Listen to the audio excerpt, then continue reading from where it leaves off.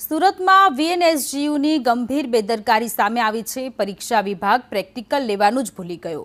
વિદ્યાર્થીઓએ 2024માં ATKT pass કરી હતી। પાસ હોવાની માર્કશીટ યુનિવર્સિટીએ મોકલી આપી હતી।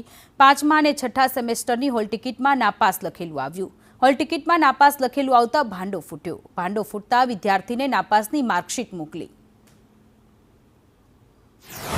વીર નર્મદ દક્ષિણ ગુજરાત વિશ્વવિદ્યાલય સંલગ્ન વલસાડ જિલ્લાની એક કોલેજમાં એનઈપી અને નોન એનઈપી એ બે પ્રકારના વિદ્યાર્થીઓની જે પરીક્ષા હતી એ પરીક્ષામાં જે વિદ્યાર્થીએ પ્રેક્ટિકલી પરીક્ષા આપવાની હતી, પરંતુ હવે તપાસનો વિષય છે કે વિદ્યાર્થી પરીક્ષા આપી નથી કે પછી કોલેજે લીધી નથી।